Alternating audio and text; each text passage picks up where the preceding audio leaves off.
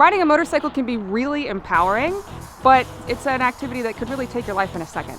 Last year in Washington State, 75% of all of the motorcycle fatalities were single vehicle motorcyclists running wide in a corner.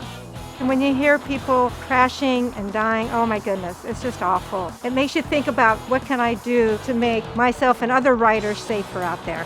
Knowing that it's a large percent of our fault, it's pretty alarming. It's alarming in the sense that you know it's something that we can change as motorcycle riders by taking some extra training and learning how to ride our bikes and, I guess, creating your own safety.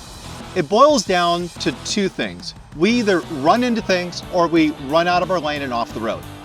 And that's what this class is going to focus on, is learning how to stop better and how to stay inside our lane when cornering. It's because we're trying to teach riders the skills needed to keep them alive on the street.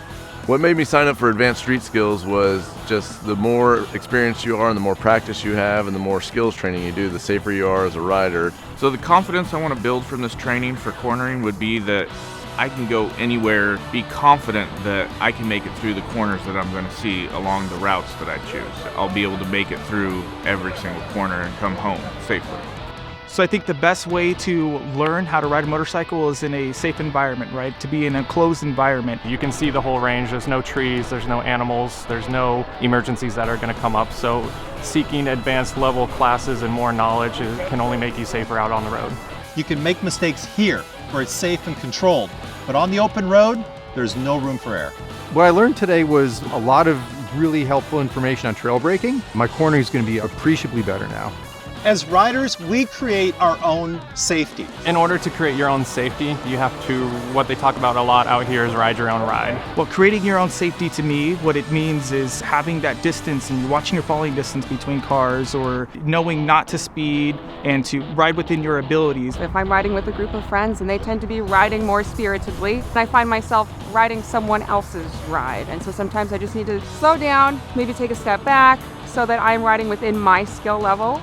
The bottom line is to assess your own abilities, be honest with that self-assessment, know what your limits are and stay within them. That's the only way that we can create our own safety. What's going to help reduce rider fatalities the most is continuing education. For a long time, the culture of motorcycling has been, you take a basic class, you get your endorsement, and then you go ride, and you never come back. Turns out only about 3% of riders that take a basic training course ever come back for any other type of formal training after that.